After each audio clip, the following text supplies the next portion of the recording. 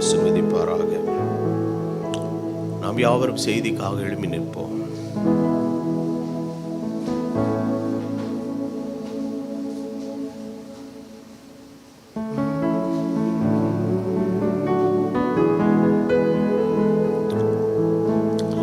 நாம் கடந்த 4 வாரங்களாக அப்போஸ்தலருடைய உபதேசம் என்கிற தொடர் செய்தியை பார்க்கிறோம். அதில் முதல் பாகத்தில் நாம் முன்னுரையாக பார்த்தோம், உபதேசம் என்றால் என்ன. இரண்டாவது பாகத்தில் அப்போஸ்தலருடைய உபதேசம் என்பது வெறும் 12 சீஷர்களோடு சம்பந்தப்பட்டதல்ல, எல்லாவற்றுக்கும் முக்கியமான அப்போஸ்தலன் கர்த்தராகிய இயேசு கிறிஸ்து. எபிரேயர் 3:1 சொல்லுகிறது. மூன்றாவதாக அப்போஸ்தலருடைய உபதேசத்திற்கு தேவனுடைய வசனம்தான் மூல ஆதாரம்.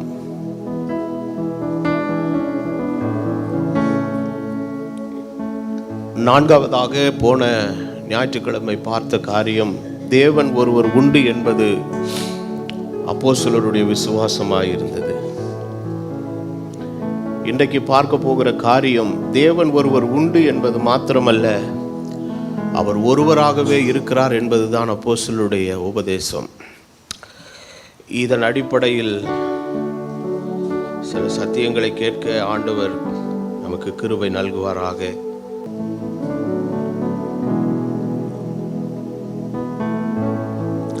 காலை செய்திக்கு ஆதாரமாக ஒரு வசனத்தை படிப்போம்.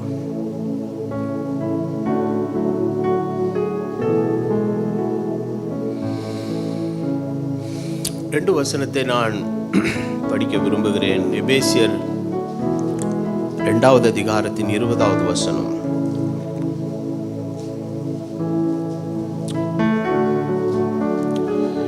Ephesians chapter 2 verse number 20.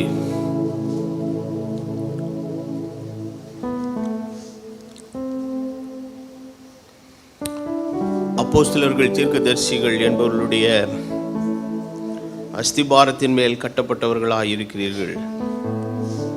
அதற்கு இயேசு கிறிஸ்து தாமே மூலைக்கல்லாக இருக்கிறார். இன்னொரு வசனத்தை நாம் வாசிப்போம். உபாகமத்தின் புஸ்தகம் 6வது அத்தியாயத்தின்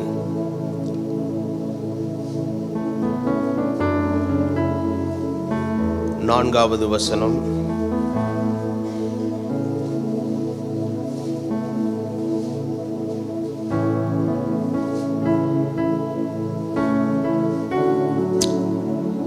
வசனம் சொல்லுகிறது, இஸ்ரவேலே கேள், உன் தேவனாகிய கர்த்தர் ஒருவரே கர்த்தராயிருக்கிறார்.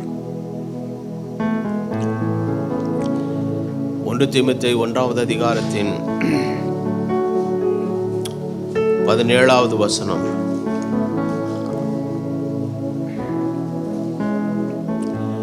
தீமோத்தேயு 1:17. நித்தியமும் அழிவில்லாமையும் அதரிசனமுள்ள ராஜனுமாய் தாம் ஒருவரே ஞானமுள்ள தேவனாய் இருக்கிறவருக்கு கனமும் மகிமையும் சதா காலங்களிலும் உண்டாயிருப்பதாக. ஆமென். கண்களை மூடி ஜெபம் பண்ணுவோம்.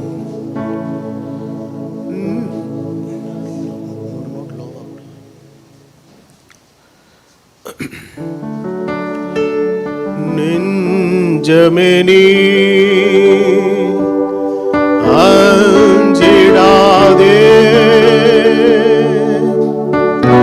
நம்பினோரை கிருபை சூழ்ந்திடுமே. இம்மட்டும் காத்தவர் இம்மானுவேல், இன்னமும் காத்துன்னை நடத்துவார். இம்மட்டும்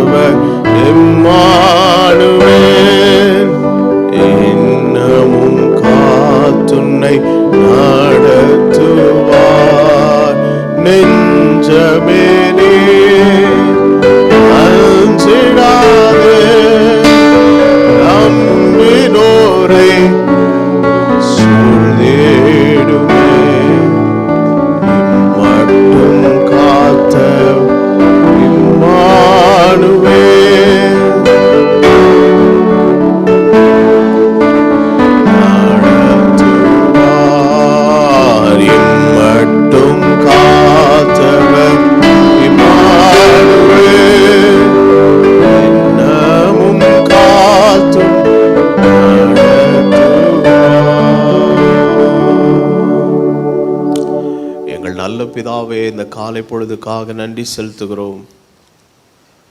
உம்முடைய பாதவிடத்தில் எங்களை நாங்கள் தாழ்த்தி ஒப்பு கொடுத்து ஜெபம் பண்ணுகிறோம். பரிசுத்த ஆவியானவர் எங்களோடு கூட நீர் இடைப்படும். உம்முடைய வார்த்தையை நீர் அருளி செய்யும். சபைக்குள் காணப்படுகிற ஆவிக்குரிய நிர்விசாரமும் அலட்சியமும்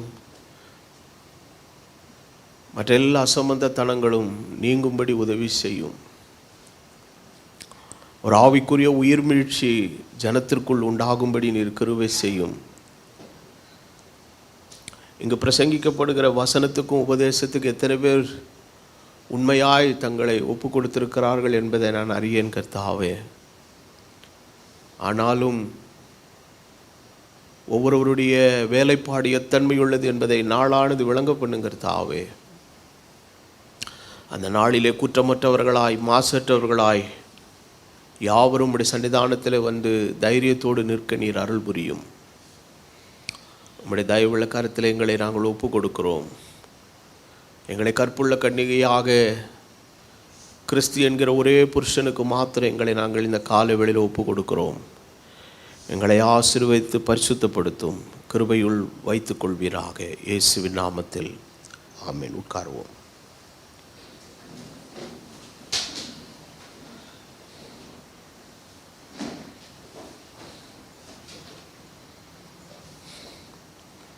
நான் வாசித்த இந்த 3 வசனத்தின் அடிப்படையில் உபாகமத்திலும் தீமோத்தேயுவிலும் வாசித்த இந்த 2 வசனம் தேவன் ஒருவர் என்பதை பற்றி பேசுகிறது. ஆனால் எபேசியர் 2:20 வாசித்த வசனத்தை குறித்து ஒரு சிலருக்குள்ளே சந்தேகம் எழலாம். இன்றைக்கு பேச போகிற தலைப்புக்கும் அந்த வசனத்துக்கும் கொஞ்சம் சம்பந்தம் இல்லாமல் இருக்குதே அப்படின்னு நினைக்கலாம்.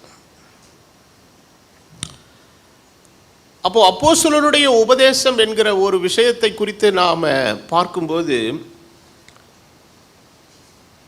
வெறும் மத்தேயுவிலிருந்து வெளிப்படுத்தின விசேஷம் வரைக்கும் அதனுடைய காரியமாக நாம் எடுத்துக்கொள்வோமானால் அது மிகவும் தவறான ஒரு காரியம். நான் கடந்த 2-3 வாரங்களுக்கு முன்பதான ஒரு செய்தியில் நான் சொன்ன ஞாபகம் எனக்கு இருக்கிறது. அப்போஸ்தல ஊழியத்தின் உபதேசத்தினுடைய நிலைகளை குறித்து சில பிரசங்கிமார்கள் பேசினதை நான் வெளிநாட்டில் கேட்டிருக்கிறேன், இங்கே இல்லை. அதை பற்றி பேசும் பொழுது அதில் அவர்கள் அடிக்கோடிட்டு சொல்லுகிற ஒரு காரியம், let us go to the book of Acts. அப்போஸ்தல நடபடிகளின் புஸ்தகத்துக்கு செல்வோம். அப்போஸ்தல நடபடிகளின் புஸ்தகத்தில் உபதேசம் அவ்வளவாக இல்லை. ஒரு 10 விழுக்காடு இருக்கும். 90 விழுக்காடு சபையின் நடவடிக்கைகள் என்று சொன்னால் என்ன நடந்தது என்கிற காரியத்தை குறித்து சொல்லுகிற ஒரு விஷயம். அதுதான் அதிகமாக இருக்குது. அப்போ அப்போஸ்தலருடைய உபதேசம் என்னது என்பதை குறித்த ஒரு முழு வடிவத்தை நம்ம பெறணும்னா புதிய ஏற்பாட்டில் உள்ள எல்லா புஸ்தகங்களையும் நாம் கணக்கில் எடுத்துக்கொள்ள வேண்டும். அது மாத்திரமல்ல, இந்த மத்தேயிலிருந்து வெளிப்படுத்தின விசேஷம் வரை உள்ள வேத பாகங்கள் இன்றைக்கு நாம் பிரசங்கிக்கிற இந்த காலத்தில் நம்முடைய வேதாகமத்தினுடைய ஒரு பாகமாக அது புதிய ஏற்பாடாக இருக்கிறது. ஆனால் ஆதி அப்போஸ்தலர்கள் பிரசங்கித்த போது அவர்களிடத்தில் இந்த புஸ்தகங்கள் எல்லாம் இல்லை. அப்போஸ்தலருடைய உபதேசத்தை வலியுறுத்தி பேசின அவர்கள்தான் ஒன்றன் பின் ஒன்றாக வெவ்வேறு காலங்களிலே எழுதின சுவிசேஷங்களும்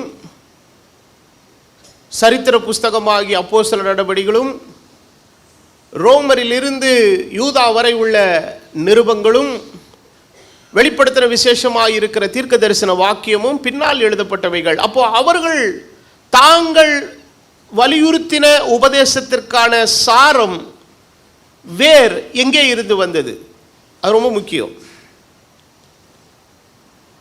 அப்போ ஆண்டவராகிய இயேசு கிறிஸ்துவினுடைய உபதேசத்திலே அவர்கள் மிக உறுதியாக இருந்தார்கள். காரணம், இயேசு கிறிஸ்துவினுடைய உபதேசம் அவர்களுக்கு கொடுக்கப்பட்டது.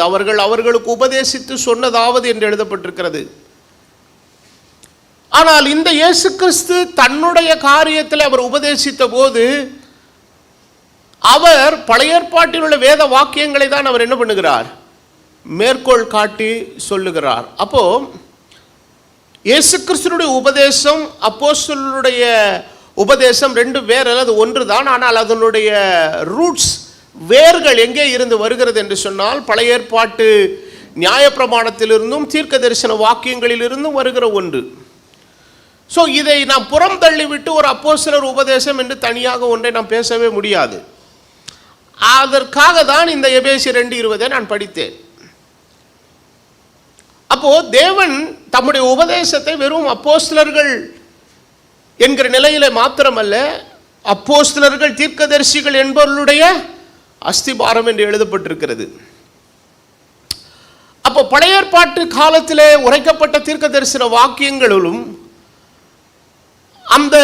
அதிலே அவர்கள் சொன்ன விஷயங்கள் எல்லாம் கணக்கில் எடுத்துக்கொள்ளப்பட்டால்தான் அப்போஸ்தலருடைய உபதேசத்தினுடைய முழு வடிவத்தை நாம் பெற்றுக்கொள்ள முடியும். பேதுரு அந்த பெந்தேகோஸ்தே நாளிலே எழும்பி பிரசங்கித்த போது பரிசுத்த ஆவியானவர் ஜனத்தின் மீது வந்து இறங்கினார். இந்த அனுபவம் அவர்களுக்கு மாத்திரமல்ல, வெளியே நின்று வேடிக்கை பார்த்த எல்லாருக்கும் அது ஒரு ஆச்சரியமான ஒரு காட்சியாக இருந்தது. ஆனால் இப்படிப்பட்ட ஒரு சம்பவம் நடக்கும் என்பதை இயேசு கிறிஸ்து ஏற்கனவே அவர்களுக்கு சொல்லியிருந்தார். நீங்கள் போய் என் பிதாவின் வாக்குத்தத்தம் நிறைவேற எருசலேமில் என்ன செய்யுங்கள்? காத்திருங்கள். அப்போ அந்த வாக்குத்தத்தம் எங்கே இருக்கிறது என்பதை பேதுரு அந்த நாளிலே யோவேலின் புஸ்தகத்தில் இருந்ததை அவன் என்ன செய்கிறாருங்க? மேற்கோள் காட்டுகிறார். அப்போ பெந்தேகோஸ்தே நாளிலே ஏற்பட்ட பரிசுத்தாவினுடைய அபிஷேகத்தின் வரம் என்பது ஏதோ அப்போஸ்தல நடவடிக்கைகளின் எழுதப்பட்ட போது அதற்கு முன்பதாக நடந்த எதேர்ச்சையான சம்பவம் அல்ல. தேவன் தமது ஆதீனத்திலே வைத்திருந்த அவருடைய மூல ஒரிஜினல் பிளான் என்னது என்பது யோவேல் தீர்க்கதரிசியின் மூலமாக என்ன செய்யப்பட்டிருந்ததுங்க? உரைக்கப்பட்டிருந்தது. அப்போ அது தெரிஞ்சாதான் இது என்ன நடக்குதுங்கிறது என்ன பண்ண முடியுங்க? அப்போ பரிசுத்த ஆவியை குறித்து ஒரு மனுஷன் பிரசங்கிக்கும் போது நேரே போய் அப்போஸ்தல நடவடிக்கைகளின் புஸ்தகம் 2வது அதிகாரத்துக்குள்ள போக முடியாது. அவன் பழைய ஏற்பாட்டில் உள்ள காரியங்களிலிருந்து தான் காரியங்களை கொண்டு வந்து இதோடு கூட இணைக்க முடியும். ஆகவே தீர்க்கதரிசிகளினுடைய வாக்கியங்களும் பழைய ஏற்பாட்டின் நியாயப்பிரமாணம் எல்லாம் ஒரு சங்கிலி. அந்த சங்கிலினுடைய அடுத்த ஒரு வளையம்தான் இயேசு கிறிஸ்துவினுடைய உபதேசம். அந்த வளையத்தோடு இணைக்கப்பட்ட அடுத்த வளையம் தான் அப்போஸ்தலருடைய உபதேசம். ஸோ இது 3 ரிங் செயின் மாதிரி என்ன செய்யுதுங்க? இருக்குது. இதில் எதையுமே நீங்கள் என்ன பண்ண முடியாதுங்க? கலட்டவே முடியாது. இதெல்லாம் ஒன்றோடு ஒன்று என்ன உடையதாக இருக்கிறதுங்க? தொடர்புடையதாக இருக்கிறது. ஆகவே இந்த அப்போஸ்தலருடைய உபதேசத்தை பற்றி பேசுகிற இந்த காரியத்தில் நாம் எடுத்துக்கொள்ளுகிற மேற்கோளுக்கான வசனங்கள் என்பது வெறும் புதிய ஏற்பாட்டில் உள்ள நிருபங்களிலிருந்தும் சுவிசேஷத்திலிருந்தும் மாத்திரமல்ல, பழைய ஏற்பாட்டில் உள்ள வசனங்களையும் நாம் கணக்கில் எடுத்துக்கொண்டால் மாத்திரமே அப்போஸ்தலருடைய உபதேசத்தினுடைய மொழி வடிவத்தை பெற முடியும். சரி, இப்போ சப்ஜெக்டுக்குள்ள வருவோம். அப்போ தேவன் ஒருவர் உண்டு என்பதை அப்போஸ்தலர்கள் என்ன செய்தார்கள்? விசுவாசித்தார்கள். அப்போ இன்றைக்கு தேவனை பற்றிய ஒரு கருத்து என்பது எல்லா மதங்களுக்குள்ளும் இருக்கிறது. ஒவ்வொருவர் ஒவ்வொரு விதமாய் சொல்லுகிறார்கள். ஒருவர் அவரை சக்தியாக சொல்லுகிறார்கள், ஒரு ஒளியாய் சொல்லுகிறார்கள். ஆனால் தேவன் ஒருவர் உண்டு என்கிற ஒரு ஆழ்தத்துவமுடையவராய் இருக்கிறார் என்கிற ஒரு விஷயத்தை ஆதி அப்போஸ்தலர்கள் வலியுறுத்தி சொன்னார்கள். இதுதான் கடந்த வாரத்தின் 4வது பாடத்திலே நாம் படித்தது. இந்த 5வது பாடத்தில் அவர் தேவன் ஒருவர் உண்டு என்பது மாத்திரமல்ல, அவர் ஒருவராகவே இருக்கிறார். இன்றைக்கு ஒருவராக இருக்கிறார் என்கிற ஒரு விஷயத்தை இந்த அப்போஸ்தலருடைய உபதேசத்தில் நம்ம ஏன் வலியுறுத்தி பேச வேண்டிய ஒரு நிலைக்குள்ள வந்திருக்கிறோம்னா, இறுதி காலத்தினுடைய சூழ்நிலை விதமாக இருக்கிறது. Every age there was a challenge. ஒவ்வொரு காலத்திலேயும் உபதேச ரீதியான ஒரு சவாலை ஆவிக்குரிய உலகம் சந்தித்திருக்கிறது. அந்த சந்தித்த அந்த சவால்களுக்கெல்லாம் தீர்வு விடயம் எங்க இருந்து தான் கிடைச்சதுங்க? வேதத்தின் வார்த்தையின் பூரண வெளிப்பாட்டில் தான் கிடைச்சிச்சு. அப்போ ஆதி அப்போஸ்தலர்களும், அதாவது பவுல், இவர்கள் எல்லாம் ஊழியம் செய்த காலத்திலே அவர்களுக்கு ஒரு பெரிய சேலஞ்சாக இருந்த ஒரு விஷயம் என்னன்னா, நியாய பிரமாணமா கிருபையின் பிரமாணமா? இதுதான் பெரிய சேலஞ்ச் அவங்களுக்கு. அப்போ நியாய பிரமாணத்தினுடைய காலம் யாரோடு நிறைவடைந்தது? கர்த்தராகிய இயேசு கிறிஸ்துவினுடைய காலத்தோடு நிறைவடைந்தது. அப்ப நியாய பிரமாணத்தின் காலம் இருக்கிற வரைக்கும் தேவாலயத்தின் திரைச்சீலை என்ன செய்திருந்தது? மூடி இருந்தது. அப்ப வேதவசனத்தில் வாசிக்கிறோம், நான் நியாய பிரமாணத்தை அழிக்கிறதற்கல்ல, எதற்கு வந்திருக்கிறேன்? நிறைவேற்றுகிறதற்கு வந்திருக்கிறேன். அப்போ நிறைவேற்ற வந்தவர், வேதத்தில் வாசிக்கிறோம், இயேசு கிறிஸ்துவ நியாய பிரமாணத்தின் என்னவா இருக்கிறார்? முடிவாக இருக்கிறார். அப்ப அந்த முடிவு ஏற்பட்டவுடன் எப்படி ஒவ்வொரு பழைய ஏற்பாட்டின் காலத்தில் பஸ்கா பண்டிகையை ஆசரிக்கிற ஒவ்வொரு பிரதான ஆசாரியனும் தன் பாவத்துக்காய், ஜனத்தின் பாவத்துக்காக அவன் மிருகத்தை பலி செலுத்தி ரத்தத்தை எடுத்துக்கொண்டு போய் எங்கே தெளிக்கணுங்க? மகா பரிசுத்த ஸ்தலத்துக்குள்ளே தெளிக்கணும். அப்போ லேவி கோத்திரத்தில் வந்த ஆசாரியர்கள் எல்லாம் மோசேனுடைய காலத்தில், அதாவது ஆரோனில் இருந்து இயேசு கிறிஸ்து இந்த பூமியிலே வந்து அவர் அவர் அவர் சிலுவை பாடுகளுக்கு போகிற காலம் வரை இருந்த பிரதான ஆசாரியர்கள். அந்த ஆசாரியத்துவ முறைமையின்படி அன்றைக்கு இருந்த பிரதான ஆசாரியன், இதுவரைக்கும் எல்லா பிரதான ஆசாரியர்களும் யார் அந்த பதவியிலே பொசிஷனில் இருக்கிறார்களோ அவர்கள் தான் அந்த ஜனத்தினுடைய பாவத்துக்காய், தன் பாவத்துக்காக மிருகத்தை பலி செலுத்தி அதனுடைய ரத்தத்தை எடுத்துக்கொண்டு மகாபரிசுத்த ஸ்தலத்துக்குள்ளே போய் செலுத்திட்டு வருவாங்க. அவங்க போகும்போதெல்லாம் திரைச்சீலை என்ன செய்து தான் இருந்தது? மூடி தான் இருந்தது. ஆனால் லேவி கோத்திரத்தின்படி வந்த ஆசாரியர்கள் போகும்போதெல்லாம் மூடப்பட்டிருந்த திரைச்சீலை மெல்கிசேதேக்கின் முறைமையின்படி வந்த கர்த்தராகிய இயேசு கிறிஸ்து என்கிற பிரதான ஆசாரியர் வந்தபோது திரைச்சீலை கிழிந்தது. ஏனென்றால் இனிமேல் உள்ளே போகிறதுக்கு வேற ஆசாரியனுக்கு அங்கே என்னவே கிடையாது, வேலையே இல்லை. காரணம், பூரண ஆசாரியனாக இருக்கிற இயேசு கிறிஸ்து அவர் உள்ள போயிட்டதுனாலே அவர் நமக்காக பிதாவினிடத்தில் என்ன செய்து கொண்டிருக்கிறார்? பரிந்து பேசி கொண்டிருக்கிறார். இனி இளங்காலை மிருகங்கள் இவைகளுடைய இரத்தத்தினால் அல்ல, இயேசு கிறிஸ்துவின் இரத்தத்தினால் மாத்திரமே நமக்கு மீட்பு உண்டு என்கிற ஒரு நிரந்தரமான தீர்வு இயேசுவின் சிலுவை பாடு மரணத்தில் ஏற்படுத்தப்பட்டபடியினால் எல்லாம் முடிவுக்கு வந்தது.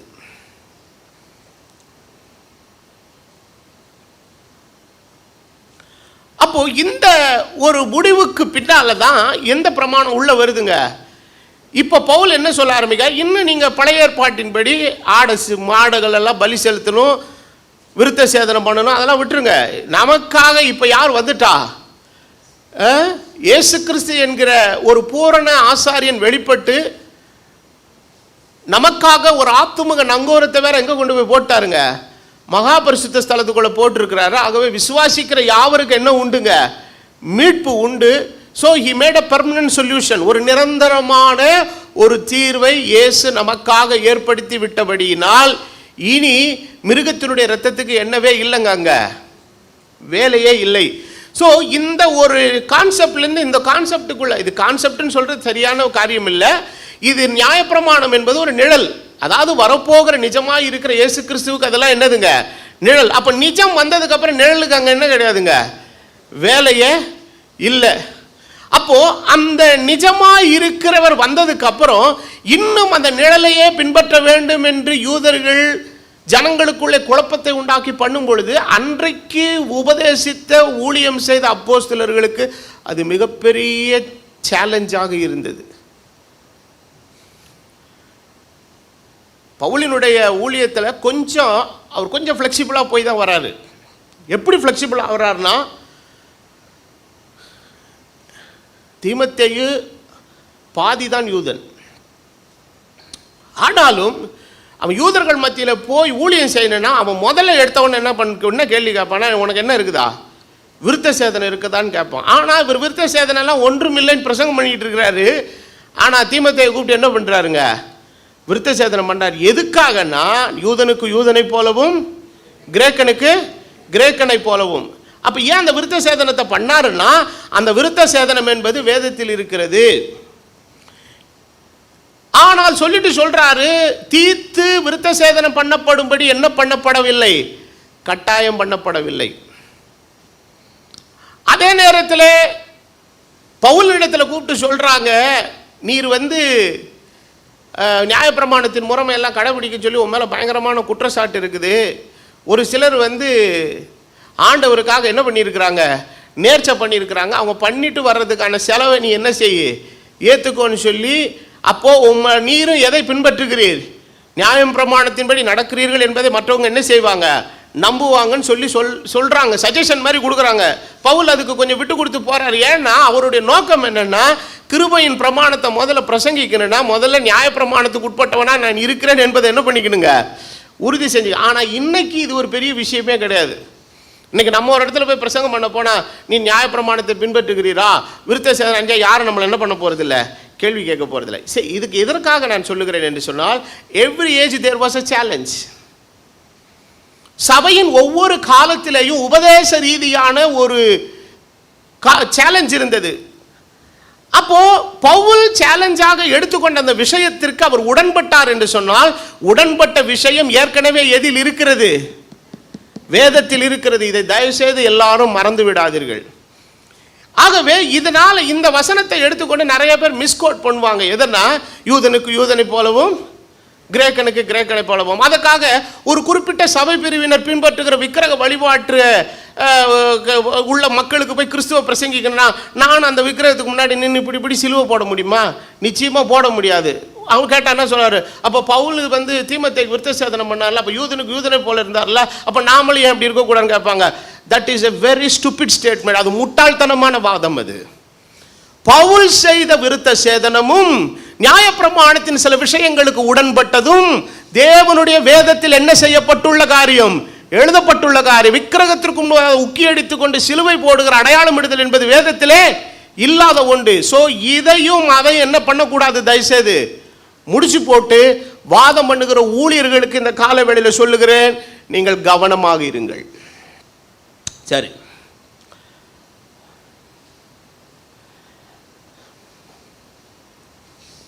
அப்போ இப்படி ஒவ்வொரு காலத்திலேயும் ஒவ்வொரு விதமான சூழ்நிலைகள், உபதேசத்தினுடைய குளறுபடிகள் வரும் பொழுதெல்லாம் சத்தியம் நிலைநாட்டப்படுவதற்கு ஒவ்வொரு சபையின் காலமும் ஒரு சவாலை எடுத்துக்கொண்டது. அப்போ இன்றைக்கு நமக்கு இருக்கக்கூடிய சவால்களில் ஒரு மிகப்பெரிய சவால் என்னன்னா, தேவன் மூவரா, தேவன் ஒருவரா. இது ஒரு பெரிய சர்ச்சைக்குரிய விஷயமாவே இது என்ன செய்யுது போகுது. ஆனால் இது சர்ச்சையே இல்லை. இது தேவன் தமது வார்த்தையில் வைத்திருக்கிற பர்ஃபெக்டான வெளிப்பாடு.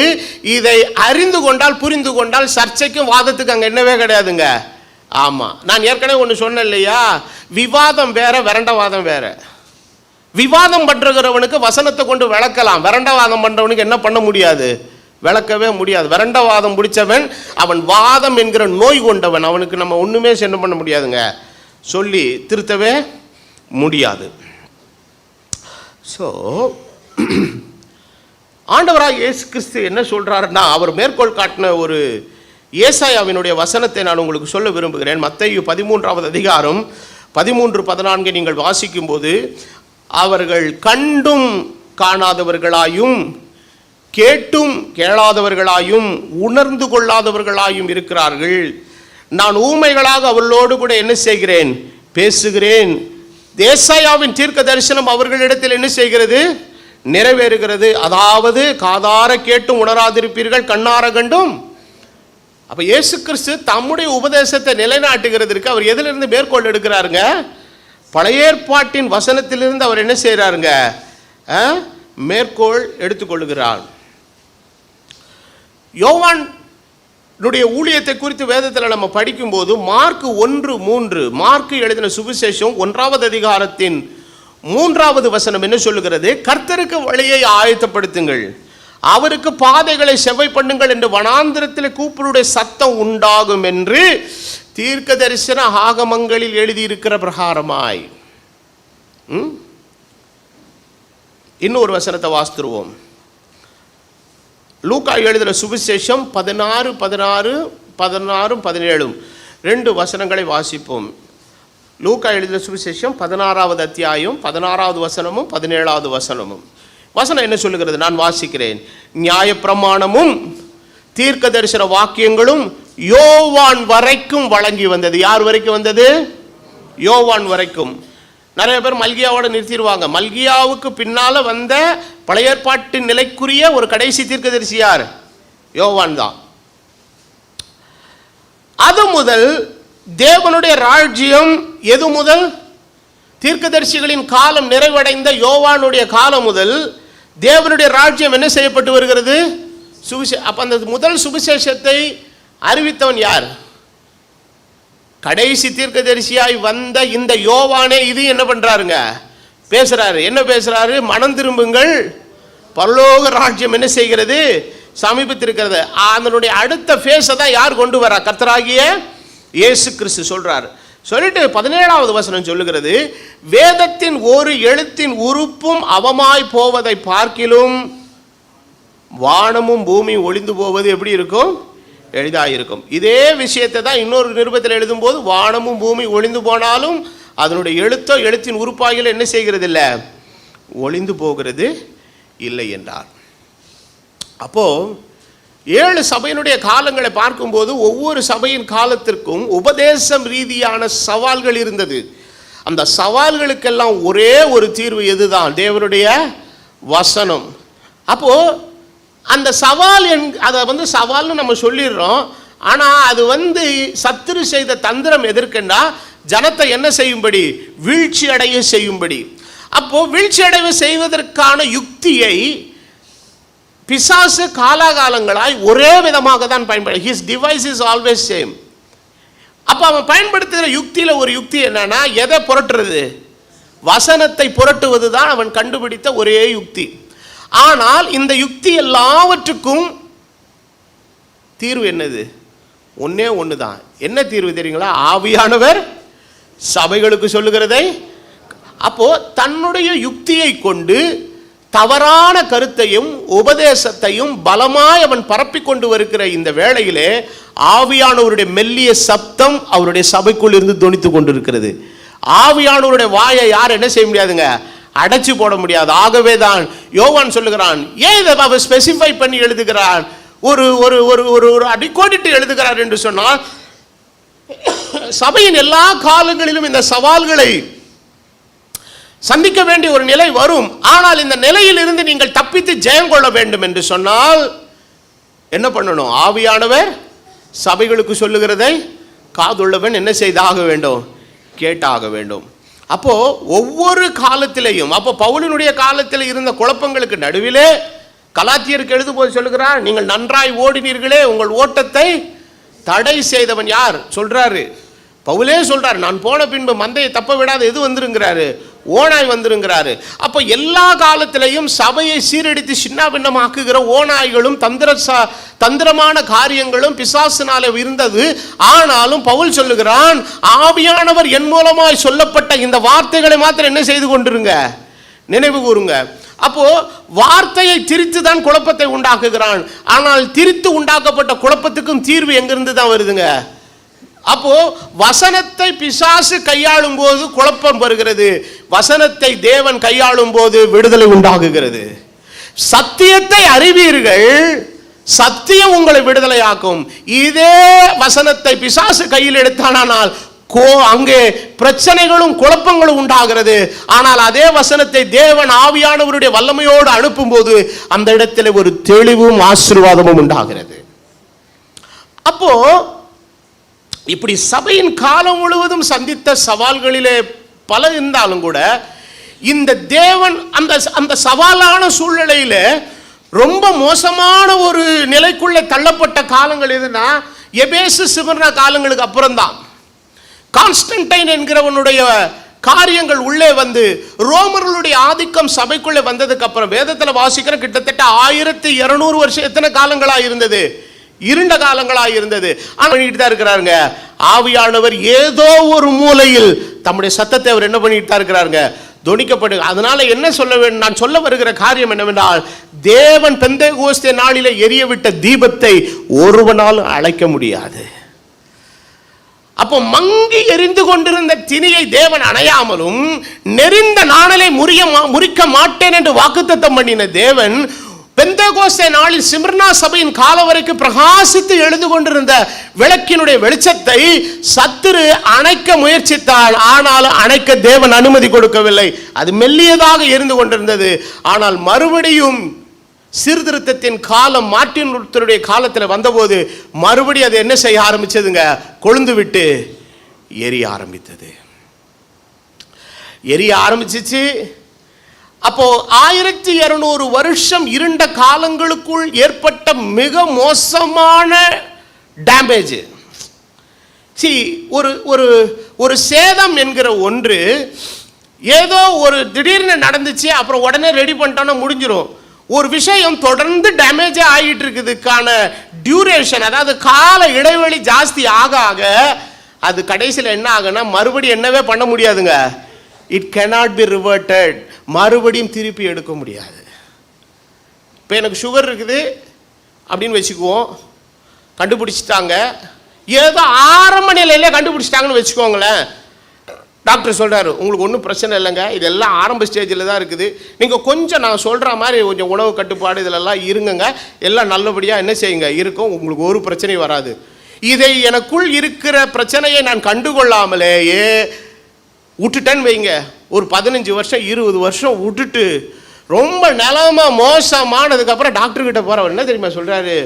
Sorry sir, you come so late. நீங்கள் ரொம்ப கால தாமதமாக என்ன செஞ்சுருக்கிறீங்க, வந்திருக்கிறீங்க. இது எவ்வளோ நாளாக இருந்திருக்கு சார். இது இப்போ ஏற்பட்டிருக்கிற பாதிப்புகள், உங்கள் சரீரத்தில் ஏற்பட்டிருக்கிற பாதிப்புகள் எல்லாம் பார்த்தா இந்த சுகர் நேற்று இன்னைக்கெல்லாம் வரலங்க, இது பல வருஷமாக உங்களுக்குள்ள என்ன பண்ணியிருக்குது, உள்ளே உட்காந்து உங்களை அணுவாக கொண்டுகிட்டு இருந்திருக்குது. இதை நீங்களும் உணரலை, இதை நீங்களும் அறியாமல் இருக்கிறீர்கள். இப்போ என்ன செய்யலாம்னா, இருக்கிறத காப்பாற்றுறதுக்கு என்னால் என்ன முடியுமோ அதை செய்யறதுக்கு மாத்திரை தர்றேன்றார். எதையும் நான் மறுபடியும் திருப்பி கொண்டு வர முடியாது. போன பார்வை போச்சு, டேமேஜ் ஆன ஹார்ட் போச்சு, டேமேஜ் ஆன கிட்னி போச்சு, மறுபடியும் உங்களை என்ன பண்ண முடியாது, ரிவர்ட் பண்ண முடியாது. பட் இருக்கிறதை இன்னும் கொஞ்ச நாள் தள்ளுறதுக்கு என்ன பண்ண முடியுமோ அதை நான் செய்கிறேன். அதில் கவனமாக இருந்தீங்கன்னா இன்னும் கொஞ்ச நாள் தள்ளலாம்.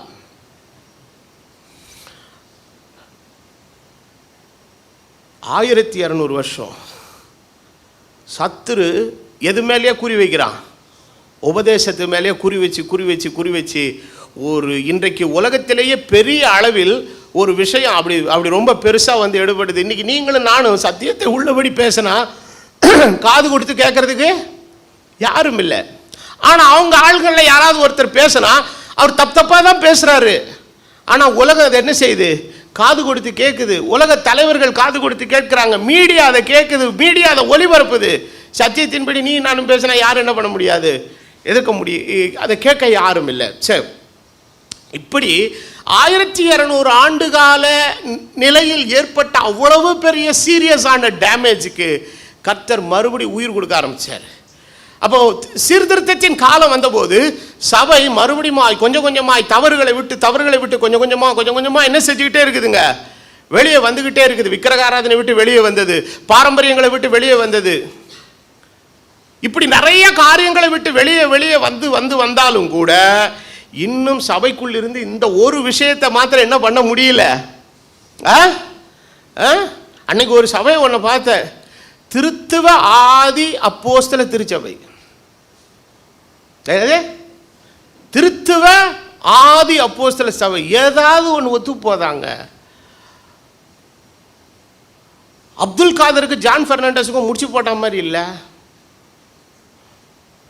திருத்துவ ஆதி அப்படின்னு நான் கேட்டேன், ஆதி அப்போஸ்தலருக்கு திருத்துவத்துக்கு என்னையா சம்பந்தம் இருக்குது?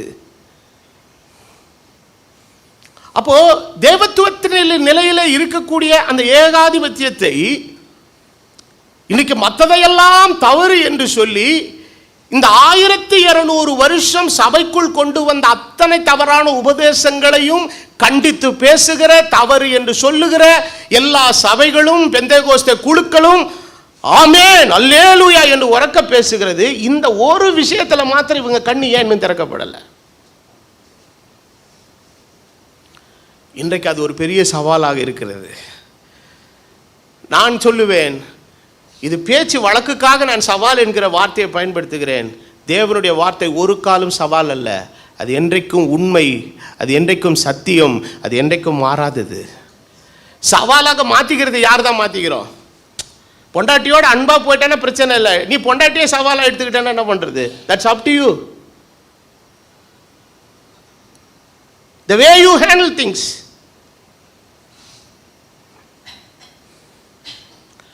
அப்போ இதற்கான விடயமும் தீர்வும், அப்போ அவர்கள் சொல்லக்கூடிய கூற்றுக்கு அடிப்படையான எந்த விஷயமும் எதுல கிடையாதுங்க, வசனம் இல்லை.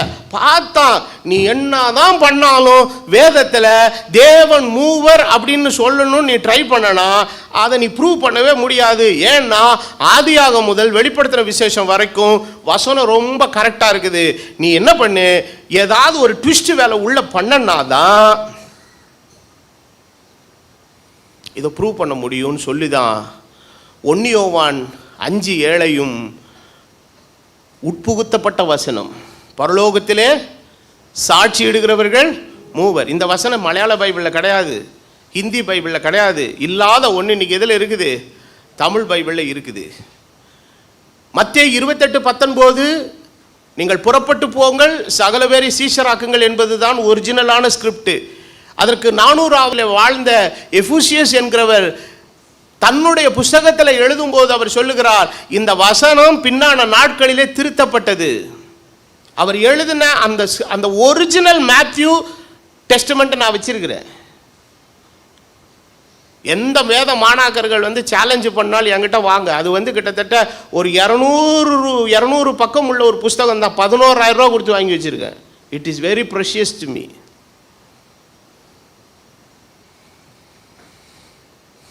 என்ன நீ குட்டிக்கரனாங்க அடித்தாலும் சரி, பிசாசை பார்த்து இந்த காலவேளை சொல்கிறேன், கர்த்தருடைய சத்தியத்தை நீ உன்னால் மாற்றவே முடியாது.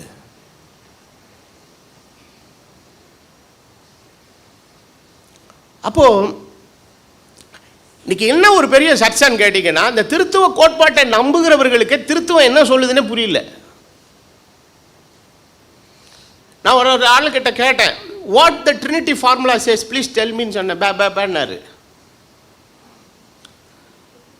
அந்த திருத்துவ ஃபார்முலா என்ன நீங்கள் படிச்சீங்கன்னா, பிதா குமாரன் அல்ல, குமாரன் பரிசுத்தாவி இல்லை, பரிசுத்தாவி பிதா அல்லன்னு சொல்லிட்டு அவர் தனி நபர்கள் ஆக்கி வச்சிருக்கிறாங்க. ஆண்டவர் தமது குமாரத்துவத்தில் சொல்லும்போது சொல்லுகிறார், நான் போய் ஒரு தேற்றரவாளரை உங்களிடத்தில் என்ன செய்யறேன்றாரு, அனுப்புறேங்கிறாரு. பரிசுத்தாவி உங்களுக்குள் நான் என்ன செய்வேன், வாசம் பண்ணுவார்னு சொல்லப்பட்டிருக்கிறது. அதே வசனம் பைபிள் தான் சொல்லுது, கிறிஸ்துவானவர் மகிமை நம்பிக்கையா உங்களுக்குள்ள என்ன செய்யறார். இப்போ நான் கேட்டேன், கிறிஸ்து வாசம் பண்ணாரா பரிசுத்தாவி வாசம் பண்ணான்னு? அவருக்கு குழப்பம். ஏன்னா அவர் தனி நபராக பார்க்கறதுனால. அப்போ 2 ஆள் உள்ள உட்காந்துருக்குறாங்கன்றாரு.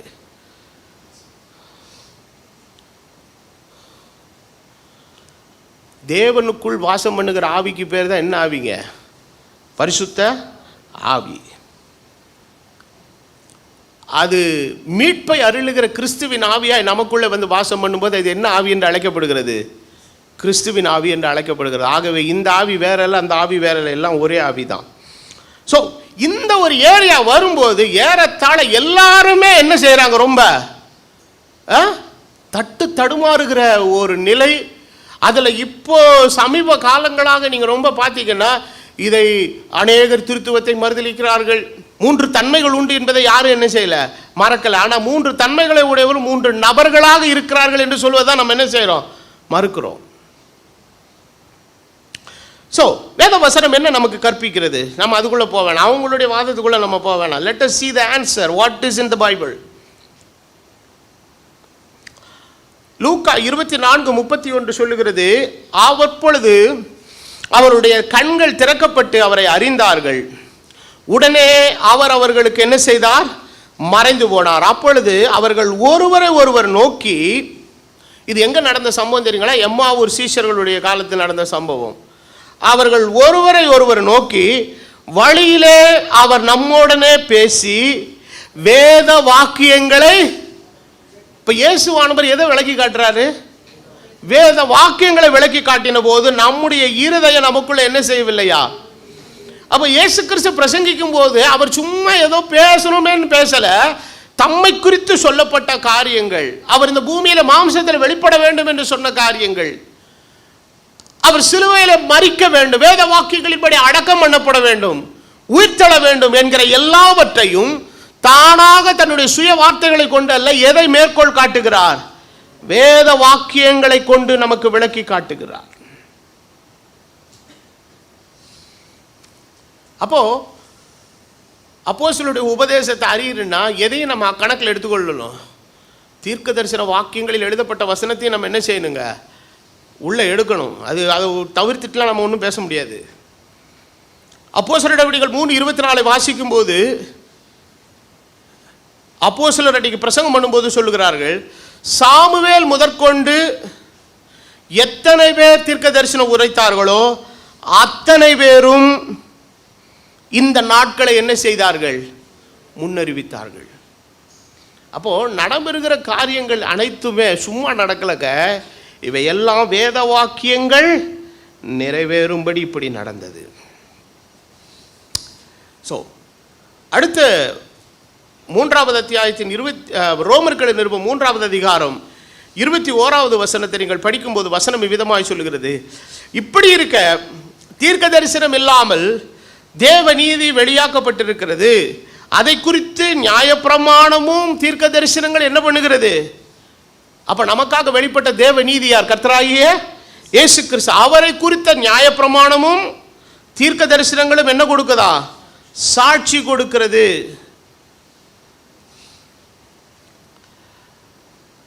ஆகவே நீங்கள் அப்போஸ்தலர்கள் தீர்க்கதரிசிகள் என்பவருடைய அஸ்திபாரத்தின் மேல் என்ன பண்ணப்பட்டிருக்கிறீர்கள்? கட்டப்பட்டிருக்கிறீர்கள். அப்போ புறஜாதிகளில் இன்றும் கர்த்தர் தமது ஜனத்தை தெரிந்து கொள்கிறார் என்பதை வேதத்தில் நம்ம படிக்கும்போது அப்போஸ்தலனாகிய பவுல் அழகா சொல்லிட்டு ரோமர்ல எழுதுறார் 9:26 நீங்கள் என்னுடைய ஜனங்கள் அல்லவென்று அவர்களுக்கு சொல்லப்பட்ட இடத்தில் அவர்கள் ஜீவனுள்ள தேவனுடைய பிள்ளைகள் எனப்படுவார்கள் என்று ஓசியாவில் என்ன பண்ணப்பட்டிருக்கிறது? தீர்க்க தரிசனம் சொல்லப்பட்டிருக்கிறது. அப்போ புறஜாதிகளில் இருந்து கர்த்தர் தமது ஜனத்திற்கு ஒரு கூட்டத்தை எழுப்ப பண்றாருங்கிறது நோவாவினுடைய சம்பவத்திலிருந்தே தொடர்ந்து என்ன செஞ்சுட்டு இருக்குதுங்க? வந்துகிட்டு இருக்குது.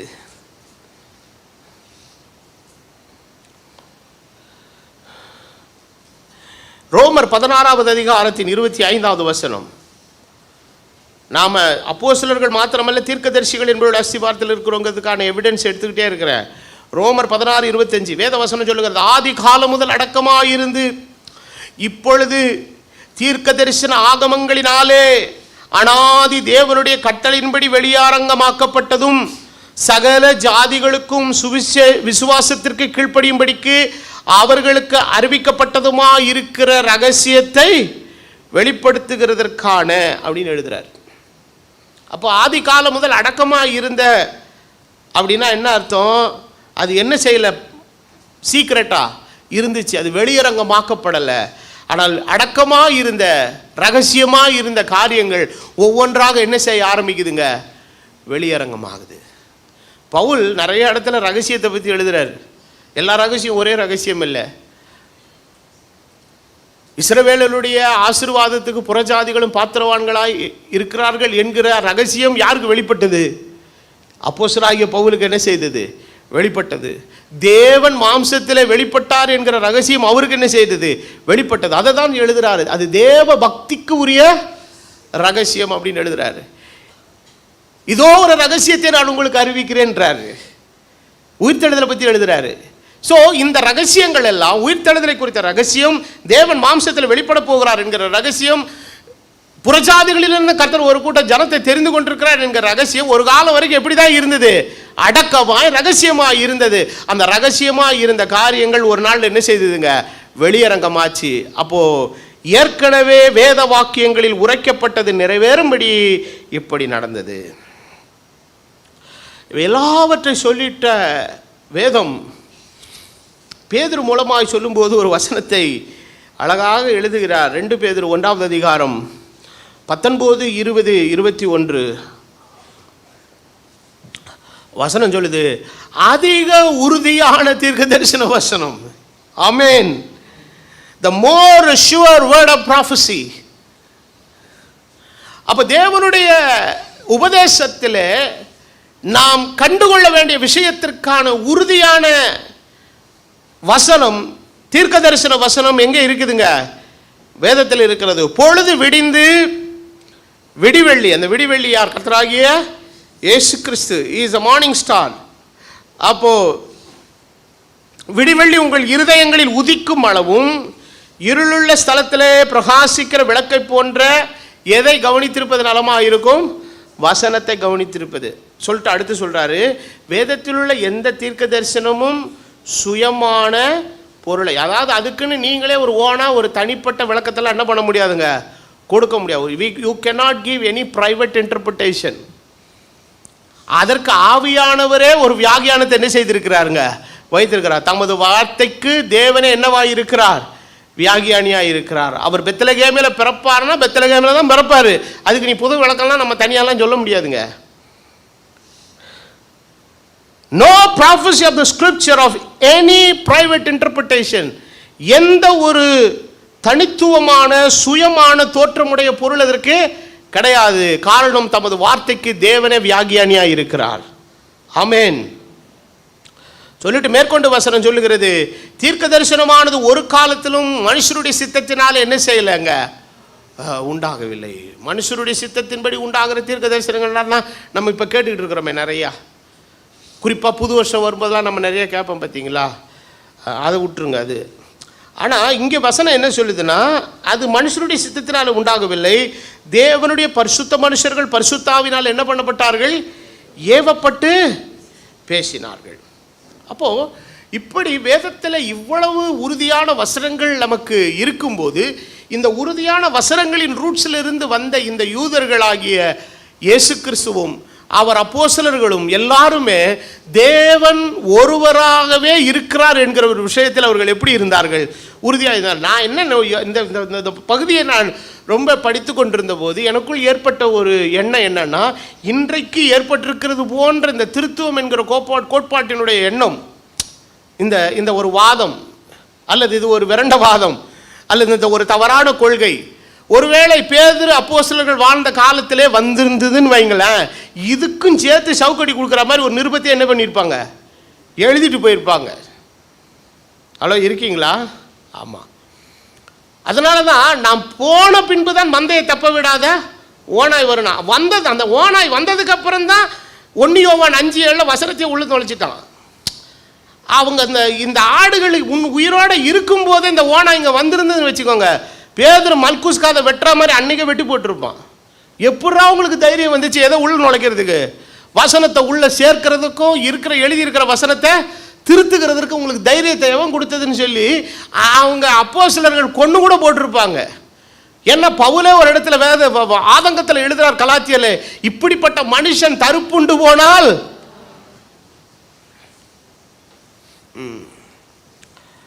சரி, இப்போ நமக்கு அந்த வேகம்லாம் தேவையில்லை.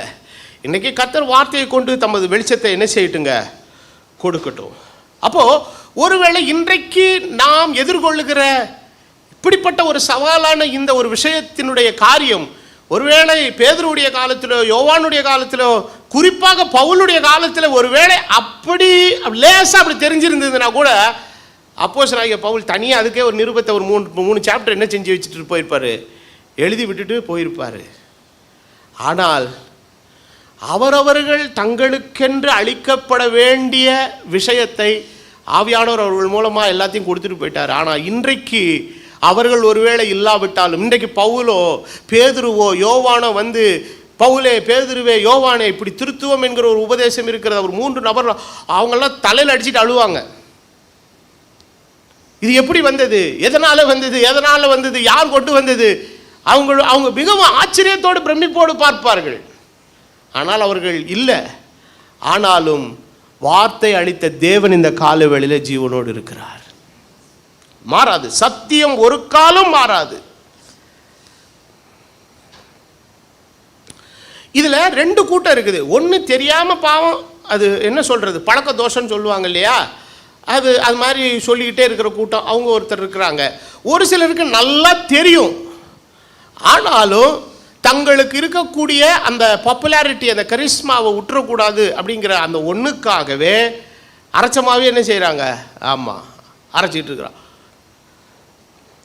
இப்போ வேத வசனம் எந்த ஆதாரத்திலிருந்து வருகிறது? The apostolic came from the roots of the law of Moses and the prophecies. அப்போஸ்தலருடைய உபதேசம் என்பது மோசேயினுடைய பிரமாணங்களில் இருந்தும் தீர்க்கதரிசன வாக்கியங்களின் வேர்களிலிருந்து புறப்பட்ட ஒரு காரியம். அப்போ ஆண்டவர் கற்பனையாக கற்றுக் கொடுக்கும் போதே என்ன சொல்லிக் கொடுக்குறார் தெரியுமா? இஸ்ரவேலே கேள், உன் தேவனாகிய கர்த்தர் ஒருவரே கர்த்தர்.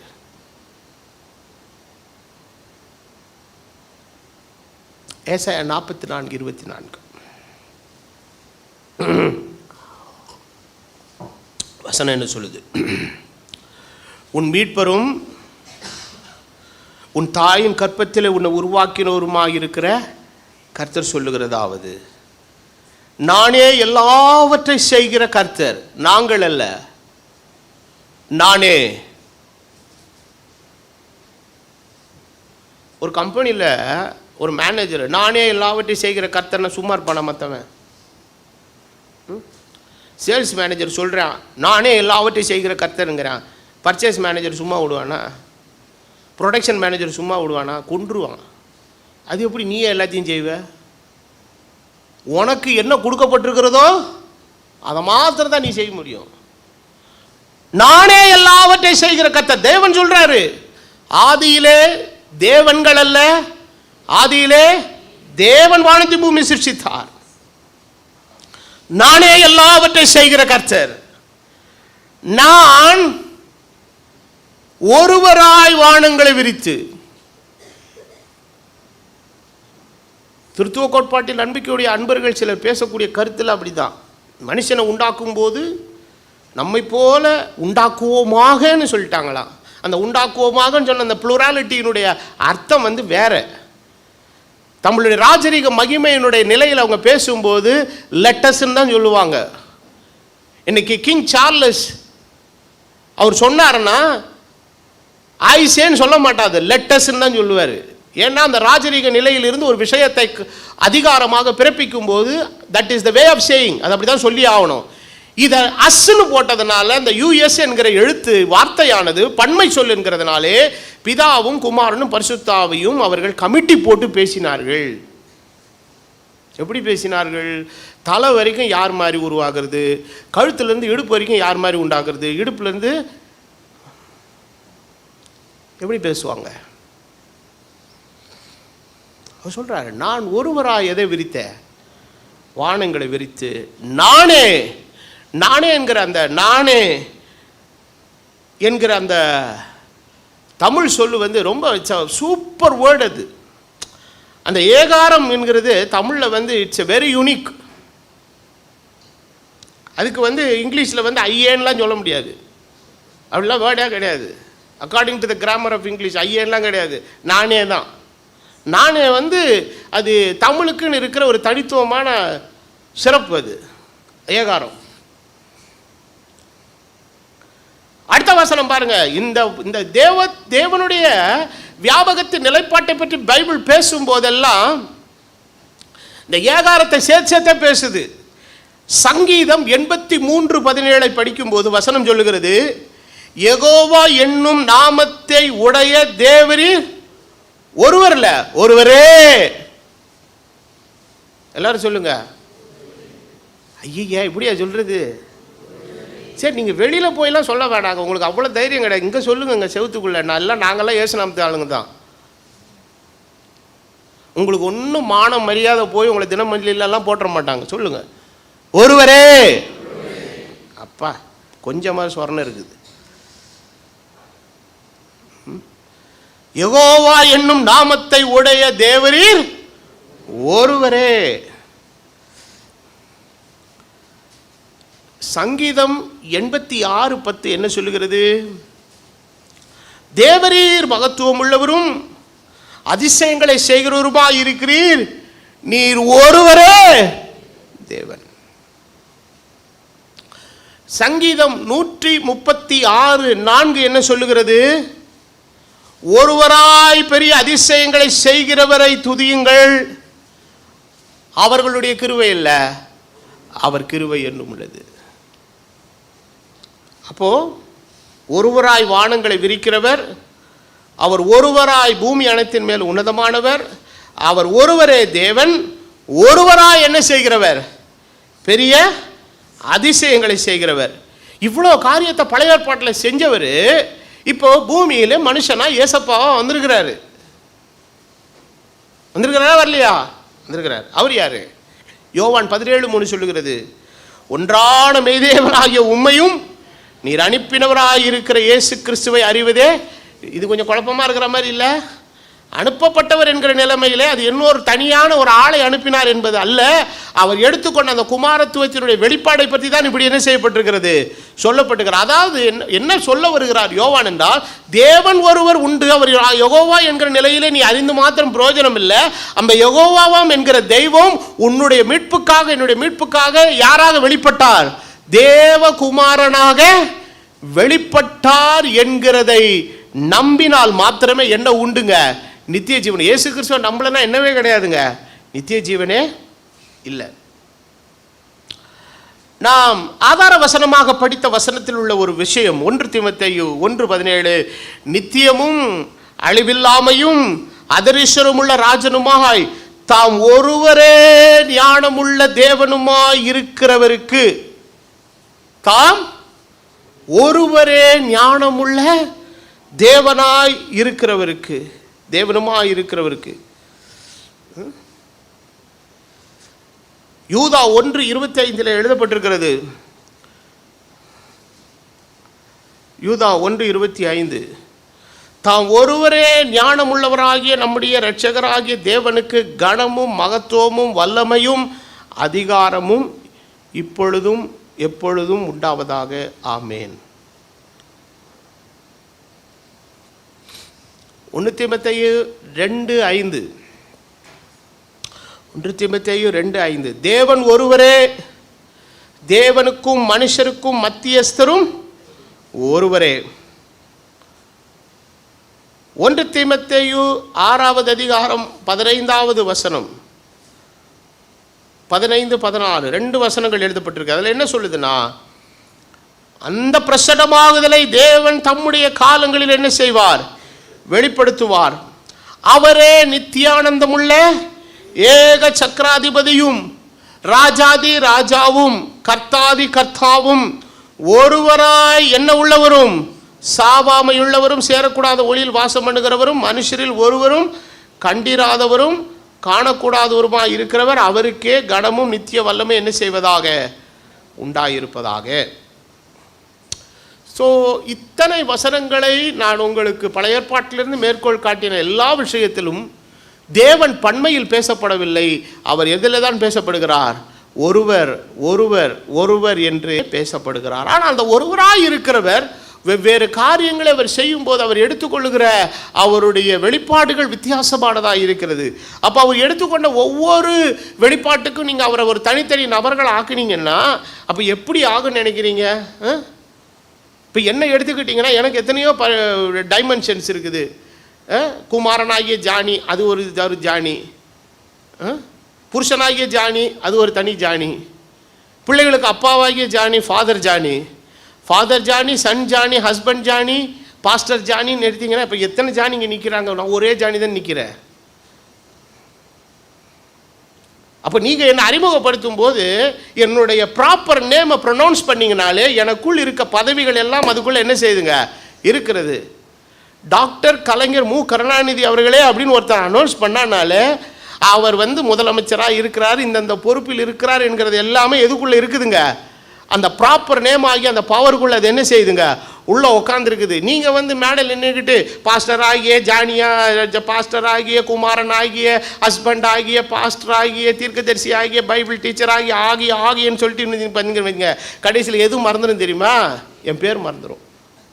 ஆகிய ஆகிய ஆகிய ஆகிய யாருங்க அவரு?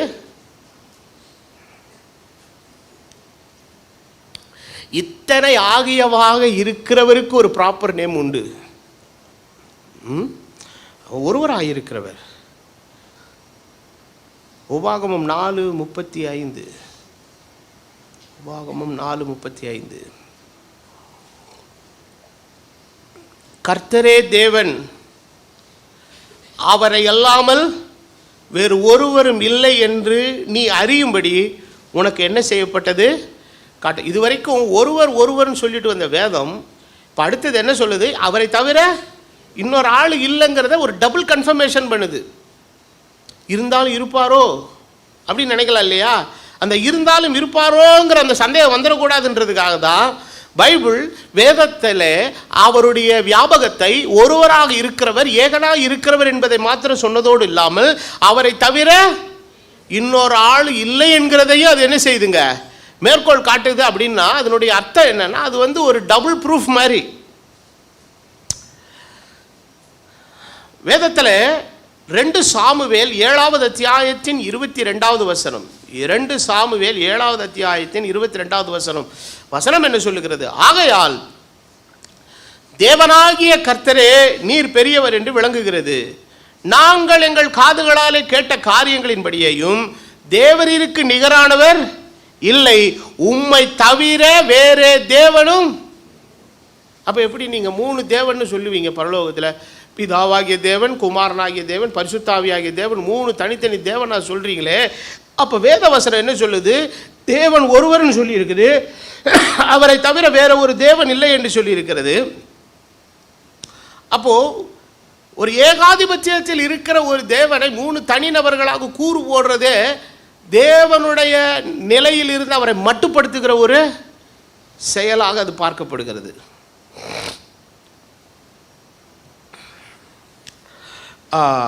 யுபாகமம் 32:39 நானே அவர், என்னோட வேற தேவன் இல்லை என்பதை இப்பொழுது பாருங்கள். நான் கொல்லுகிறேன், நான் உயிர்ப்பிக்கிறேன், நான் காயப்படுத்துகிறேன், நான் சொஸ்தப்படுத்துகிறேன், என் கைக்கு தப்புவிக்கிறவர் இல்லை. அப்போ வேற்று மார்க்கத்தில் கடவுளை 3 விதமாக வடிவமைச்சிருக்கிறாங்க. ஒருவர் உருவாக்குகிறவர், ஒருவர் காப்பாற்றுகிறவர், இன்னொருத்தர் அவர் யாருங்க, அழிக்கிறவர். ஆனால் வசனம் என்ன தெளிவாக சொல்லுது?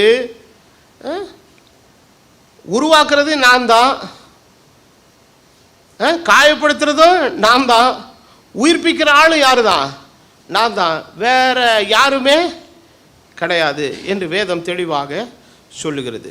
ஏசாயா 43:10 நீங்கள் படிக்கும்போது, 43:10 படிக்கும்போது வசனம் சொல்லுகிறது, நானே அவரென்று நீங்கள் உணர்ந்து என்னை அறிந்து விசுவாசிக்கும்படிக்கு நீங்களும் நான் தெரிந்து கொண்ட என் தாசனும் எனக்கு என்னவா இருப்பீர்கள், சாட்சிகளாய் இருப்பீர்கள் என்று கர்த்தர் சொல்லுகிறார். எனக்கு முன் ஏற்பட்ட தேவன் இல்லை, எனக்கு பின்னால் இன்னொரு தேவன் என்ன செய்ய போறதும் இல்லை, இருக்க போகிறதும் இல்லை. நான் சொல்றது கரெக்டா? ஏசாயா 44:6-5 படிக்கும்போது வசனம் சொல்லுகிறது, நான் முந்தினவரும் பிந்தினவரும் தானே, என்னை தவிர தேவன் இல்லை என்று இஸ்ரவேலின் ராஜாவாகிய கர்த்தரும் சேனைகளின் கர்த்தராகி அவருடைய மீட்பரும் என்ன பண்ணுகிறார், சொல்லுகிறார். அடுத்த வசனம், பூர்வ காலத்து ஜனங்களை நான் ஸ்தாபித்தது முதற்கொண்டு என்னை போல எதையாகிலும் வரவழைத்து இன்னின்னதென்று முன்னறிவித்து எனக்கு முன்னே வரிசையாக நிறுத்துகிறவன் யார்? நிகழ்காரியங்களையும் வருங்காரியங்களையும் தங்களுக்கு அவர்கள் என்ன செய்யட்டும், அறிவிக்கட்டும். 8வது வசனம், நீங்கள் கலங்காமலும் பயப்படாமலும் இருங்கள், அக்காலம் முதற்கொண்டு நான் அதை உங்களுக்கு விளங்க பண்ணினதும் முன்னறிவித்ததும் இல்லையோ, அதற்கு நீங்கள் என்னவா இருக்கிறீர்கள், சாட்சிகள். என்னை தவிர தேவன் உண்டோ? வேற ஒரு கண்மலையையும் அறியேன், ஒருவனை நான் என்ன செய்யேன், அறியேன். ஏசாயால தான் நிறைய வசனம் இருக்கு. ஏசாயா 45:5 சொல்லுகிறது, நானே கர்த்தர், வேறு ஒருவரும் இல்லை, என்னை தவிர தேவன் இல்லை.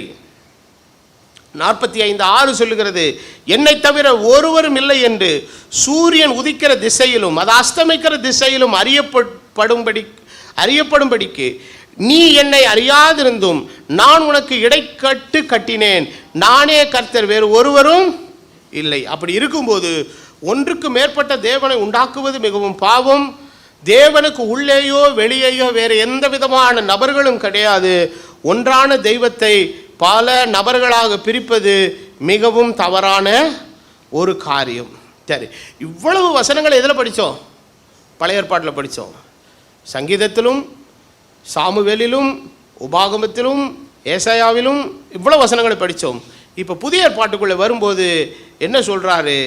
எபேசியர் 4:6 படிக்கும்போது, எல்லாருக்கும் ஒரே தேவனும் பிதாவும் உண்டு, அவர் எல்லார் மேலும் எல்லாரோடும் எல்லாருக்குள்ளும் அவர் என்ன செய்கிற தேவன்? இருக்கிறவராக இருக்கிறவர். அப்போ இந்த தேவன் ஏன் ஒருவராக இருக்கிறார்னா, அவர் யாராலையும் உருவாக்கப்படவில்லை, அவரை யாரும் உண்டாக்கவும் முடியாது. அவர் என்றைக்கும் தாமாகவே அவர் என்ன செய்கிறவருங்க? இருக்கிறவர். He is a self existing God. அவர் தாமாகவே இருக்கிறவர். ஆகவேதான் தீர்க்க தரிசன புஸ்தகமாகிய வெளிப்படுத்தலுக்குள்ளே வரும்போது வசனம் விவிதமாய் சொல்லுகிறது, இருக்கிறவரும் இருந்தவரும் வருகிறவருமாகிய. இருக்கிறவர் யார்? கர்த்தராகிய இயேசு கிறிஸ்து. இருந்தவர் யார்? பழைய ஏற்பாட்டிலே இருந்தவர். இனி வரப்போகிறவர் யார்? நமக்காக இந்த பூமியில் வெளிப்பட்ட இயேசு கிறிஸ்து தனக்கென்று ஒரு வடிவத்தையும் ரூபத்தையும் சாயலை எடுத்துக்கொண்டதுக்கு அப்புறம் இனி அவர் நமக்கு தம்மை வெளிப்படுத்த வேறொரு ரூபமும் இல்லை, வேறொரு சாயலும் இல்லை. அவர் அவராகவே நமக்காக, அவர் உங்கள் கண்களுக்கு முன்பதாக எப்படி எழுந்தருளி போனாரோ அப்படியே அவர் திரும்பவும் வருவார். ஆகவே தான் வேதம் சொல்லுகிறது, வெளிப்படுத்தல் 21:6, அன்றியும் அவர் என்னை நோக்கி, ஆயிற்று, நான் அல்பாவும் ஒமேகாவும் ஆதியும் அந்தமுமாயிருக்கிறேன், தாகமாயிருக்கிறவனுக்கு நான் எதை கொடுக்கிறேன்? ஜீவ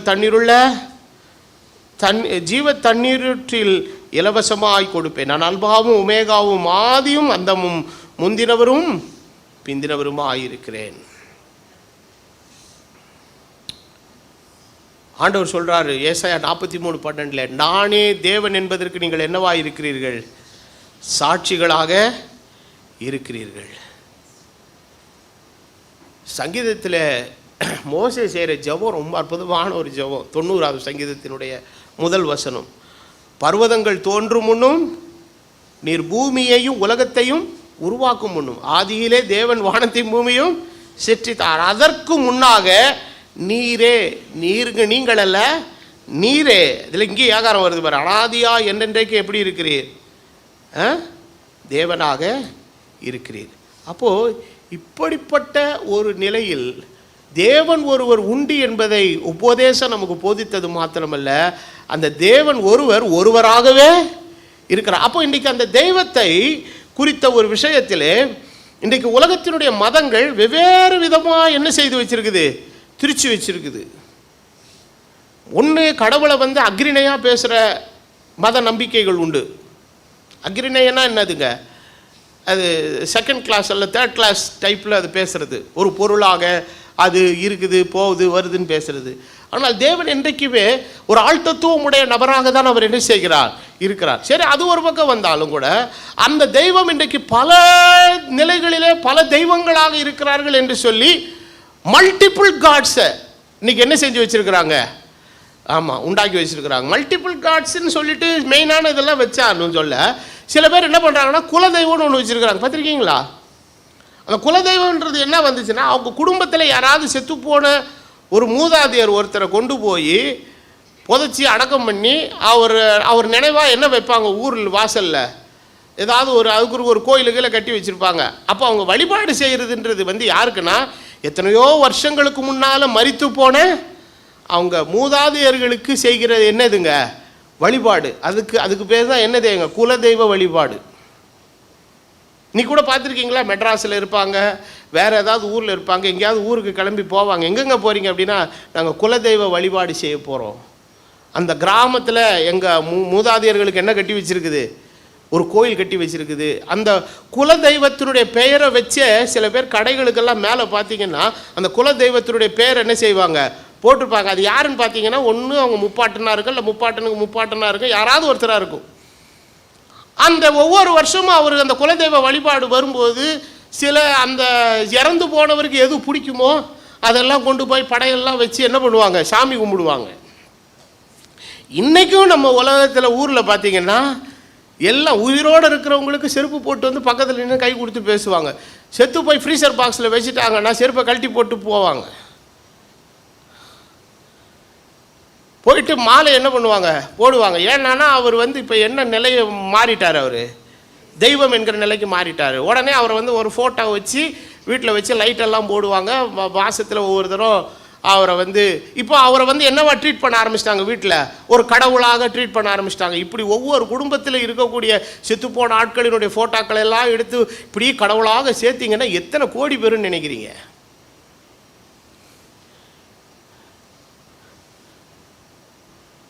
today's living man once he died he becomes God. இன்னைக்கு உயிரோடு இருக்கிற செத்து போயிட்டான், நாளைக்கு என்ன ஆயிடுவான், கடவுள் ஆயிடுவான். அந்த மாதிரி ஒரு கோட்பாட்டில் இன்றைக்கி உலகத்தில் சில மதங்கள் இருக்குது, சில மார்க்கங்கள் இருக்குது. நமக்கு அதை பற்றி எந்த பிரச்சனையும் இல்லை. ஆனால் நாம் ஆராதிக்கிற தேவனும் நாம் அறிந்திருக்கிற வேதமும் நமக்கு அடிக்கோடிட்டு வலியுறுத்தி சொல்லுகிற ஒரே ஒரு காரியம், இஸ்ரவேலை கேள், உன் தேவனாகிய கர்த்தர் ஒருவரே கர்த்தர். அப்போது இந்த தேவன் என்கிற ஒரு மெய்யான தேவனை இன்றைக்கி அறிய முடியாதபடி இன்றைக்கி பிசாசு என்ன பண்ணிட்டான்னா ஜனத்தை குழப்பி விட்டுட்டான். இந்த குழப்பி விட்ட அந்த குழப்பத்துக்கு தீர்வு உண்டாக்குறதுக்கு தான் என்ன பண்ணார்னா அதரிசனமான தேவனை காணக்கூடியவராக ஒரு நாள் வந்துட்டார். வரலன்னா இன்னும் அந்த நம்பிக்கை இன்னும் மோசமாக என்ன செஞ்சுருக்கோம் இருந்து நாமளும் ஏற்கனவே ஓல்டு ஸ்டோரியிலே நம்ம எல்லாரும் இன்னைக்கு என்ன செஞ்சிருப்போம், உட்கார்ந்துருப்போம். அவர் வந்ததுனால தான், அவரை அறிந்து கொண்டோம், அவரை அறிந்ததுனால தான் இங்கே உட்கார்ந்து இருக்கிறோம். இங்கே உட்கார்ந்து இருக்கிறதுனால தான் அவர் நம்மத்தில் இருக்கிறார். எத்தனை பேர் விசுவாசிக்கிறீங்க? அப்போ அந்த ஒன்றான மெய்தேவன் ஒருவர். அதனால தான் 10 கட்டளைகளை கொடுக்கும்போது கூட ஆண்டவர் முதலாவது கொடுத்த கட்டளைகள், இஸ்ரவேலே கேள், உன் தேவனாகிய கர்த்தர் ஒருவரே கர்த்தர். அப்போது இந்த விஷயம் ஸ்ட்ராங்காக இன்னைக்கு எல்லாருடைய கையில் என்ன செய்யணுங்க, இன்றைக்கி நம்ம பிள்ளைகளுக்கு அதை மறுபடியும் சொல்லிக் கொடுக்கணும். இந்த சண்டே ஸ்கூல் கதைகளாக நீங்கள் சொல்லிக் கொடுக்காதபடி உபதேசத்தில் சார்புடைய விஷயங்களையும் பிள்ளைகளுக்கு என்ன செய்யணுங்க, வலியுறுத்தி டீச் பண்ணணும். நாளைக்கு எங்கேயாவது ஒரு ஜப கூட்டத்தில் ஒரு ஆலயத்தில் உட்காந்துருக்கும் போது திருத்துவ கடவுளாகிய மூவொரு கடவுள்னு சொன்னான்னா உடனே டப்புன்னு என்னம்மா இப்படி பேசுகிறாரு, மூவொரு கடவுளுங்கிறார், தேவன் ஒருவர் தானே படாமல் கேட்டுறணும். இல்லைன்னா அட்லீஸ்ட் கூட்டம் முடிஞ்சதுக்கப்புறம் பேசினர்கிட்ட போய் இங்கே வாங்கலாம் கொஞ்சம், பைபிளில் தேவன் ஒருவன் சொல்லிக்க நீங்கள் என்ன மூவொரு கடவுள்னு சொன்னீங்க, அது எப்படி சொல்லிக்க, நீங்கள் எதில் இருக்குது வசனம்னு கேட்கணும். அந்த அளவுக்கு பிள்ளைகளுக்குள்ளே நம்ம எதை ஏற்றி விடணும், சரக்கை ஏற்றி விடணும். நம்ம சொல்லித்தர மாட்டேங்கிறோம், சொல்லித்தர நமக்கு விருப்பம் இல்லை. இதெல்லாம் சொல்லித்தர வேண்டிய விஷயங்கள். அப்போது இன்றைக்கி உலகத்தில் சீர்கேடான காரியங்கள், தப்பான காரியங்கள், அசிங்கமான காரியங்கள், குழந்தைகளை நாசப்படுத்துகிற விஷயங்களையெல்லாம் வலியுறுத்தி சொல்லி இன்றைக்கு ஆவிக்குரிய உலகத்தில், இன்றைக்கி பொது உலகத்தில் எவ்வளோ பிள்ளைகளை பிசாசுக்கு என்றைக்குமே தெரியும், அவனுக்கு வந்து அம்பரா துணியில் இருக்கிற அம்புகளுக்காக அவன் யார் செய்கிறான், காத்திருக்கிறான். அப்போ பிசாசுனுடைய அம்பரா துணியில் இருக்கிற அம்புகளாக அல்ல, தேவனுடைய அம்பரா துணியில் இருக்கிற அம்புகளாக இன்றைக்கி மாறணும்னா வாலிபர்கள் அதனால தான் யோவான் எழுதும்போது சொன்ன, வாலிபர்களே நீங்கள் பலவான்களாக இருக்கிறதுனால நான் வந்து உங்களுக்கு எழுதுகிறேன். அப்போ வயசாகி போச்சுன்னா ஒரு ஸ்டேஜுக்கு மேலே நம்மளால் என்ன பண்ண முடியாதுங்க, சவுண்டு கொடுக்க முடியாது. அப்போ ஒரு காரியத்தை எடுத்து நிறுத்தணும், ஒரு காரியத்தை வெளியில் கொண்டு வந்து நிறுத்தணும், ஒரு பப்ளிக் டொமைனில் கொண்டு வந்து அதை வலியுறுத்தி ஸ்ட்ராங்காக பேசணும்னா 10 தாத்தாவை கூட்டு வரதுக்கு 2 பையங்களை கூட்டு வந்தீங்கன்னா சத்தமாக பேசுவான். ஏன்னா அவங்ககிட்ட என்ன இருக்குது, பலன் இருக்குது அவனிடத்தில். அப்போ இன்றைக்கி நம்முடைய சபையில் இருக்கிற ஒவ்வொரு குழந்தைகளும் ஒவ்வொரு இந்த ஃபெய்த் ஆஃப் கன்ஃபெஷனை எழுதும்போது நான் ஒரு பாஸ்டர்ஸ் குரூப்பில் இருக்கிறேன், அதில் போட்டு விட்டேன், இது எல்லாவற்றையும் கட்டாயம் உங்கள் சண்டே ஸ்கூல் பிள்ளைகளுக்கு இதை என்ன செய்ய வைக்கவும், மனனம் செய்து சொல்லிக் கொடுங்கள். we cannot lose this generation எழுதி விட்டேன். நிறைய பாஸ் இதை கட்டாயம் செய்கிறோன்னு சொல்லியிருக்கிறாங்க. அப்போது இதெல்லாம் நம்ம செய்யணும் பாருங்கள். இதை வந்து நம்ம இன்றைக்கி வலியுறுத்தணும். இன்றைக்கி ஆவிக்குரிய உலகத்தில் இவ்வளவு குழப்பங்கள் இருக்கும்போது நாம் ஆவிக்குரிய நிலையிலே எந்த விதத்திலே இன்றைக்கு நாம் வித்தியாசப்பட்டிருக்கிறோம், எந்த நிலையிலே நாம் வேறுபட்டவர்களாக இருக்கிறோம் என்கிறத சும்மா வந்து இந்த முட்டாய் கதை மாதிரி உட்காந்து பைபிளை சொல்லி கொடுத்துக்கிட்டுலாம் இருக்கக்கூடாது. கதை சொல்கிற ஒரு கதை புஸ்தகமாக எதை மாற்றாதீர்கள், வேதத்தை மாற்றாதீர்கள். வேதம் என்பது கதை சொல்லுகிற புஸ்தகம் அல்ல, சத்தியத்தை வெளிப்படுத்துகிற புஸ்தகம், கிறிஸ்துவை காண்பிக்கிற புஸ்தகம். இதை நீங்கள் சரியாக சொல்லி கொடுக்கணும். பைபிளில் எழுதியிருக்கிற வசனங்களை நல்ல மனப்பாடம் பண்ண வைங்க. இந்த மாதிரி வசனங்கள் எடுத்து பிள்ளைகளை மனப்பாடம் பண்ண வைங்க. அப்போது இன்றைக்கு நாம் இது எல்லாவற்றையும் நாம் என்ன பண்ணி கொடுக்க வேண்டும்? சொல்லி தருகிறவர்களாக இருக்க வேண்டும். ஆகவே வேத வசனம் என்பது மிகவும் தெளிவாக சொல்லுகிறது, தேவன் ஒருவர் உண்டு என்பதை மாத்திரமல்ல, அந்த ஒரு தேவன் எவ்வளவாகவே இருக்கிறார், ஒருவராகவே. இன்றைக்கு மதங்களெல்லாம் அந்த ஒருவராக இருக்கிற தேவனை வெவ்வேறு விதங்கள் என்ன பண்ணி வச்சிருக்குதுங்க? கூறு போட்டு வைத்து வித்தியாசமான வடிவங்கள், வித்தியாசமான பெயர்கள், வித்தியாசமான காரியங்கள் எல்லாவற்றை கொடுத்து, ஆனால் இப்படி வேற ஒரு பொது கருத்து ஒன்று வச்சிருக்கிறாங்க. All the roads are lead to Rome. எல்லாம் ஒன்றை தான் சொல்லுது, எல்லாம் ஒன்றை சொல்லலை. இயேசு கிறிஸ்து ஒருவர் தான் ஒன்றை சொல்லியிருக்கிறார். அவரே வழி, அவரே சத்தியம், அவரே ஜீவன். அவரால் அல்லாமல் ஒருவனும் பிதாவினிடத்தில் என்ன செய்கிறதில்லை, வருகிறது. மெய்தேவனாயிருக்கிற அவரையும் மாம்சத்தில் வெளிப்பட்ட கர்த்தராகிய இயேசு கிறிஸ்துவை அறிவதனால் மாத்திரமே ஒரு மனுஷன் வாழ்க்கையிலே பக்தியாய் வாழ்ந்து இறுதியிலே முக்தி அடைய முடியும். அந்த அடைய வேண்டிய முக்தி மனுஷன் தேவனோடு போய் சேர வேண்டும். அப்போ செத்து போறது முக்தி கிடையாது. செத்தவன் நிறைவேற நினைக்கிறேன், செத்தவன என்ன அடைஞ்சிட்டாங்க, முக்தி அடைஞ்சிட்டாங்க. செத்ததுக்கு அப்புறம் எங்க போறோம்? செத்ததுக்கு அப்புறம் உண்மையான முக்தி யாருக்கு தெரியுமா கிடைக்குது? இயேசு கிறிஸ்துவை அறிந்தவனுக்கு தான் அந்த முக்தி கிடைக்கிறது. அந்த முக்தி எப்போ கிடைக்குன்னா, இந்த பூமியில வாழ்கிற காலத்தில் ஒன்றான மெய்தேவன் யார் என்பதை அறிந்து விசுவாசித்து ஏற்றுக்கொள்ளுகிறவனுக்கு தான் அந்த முக்தி உண்டு.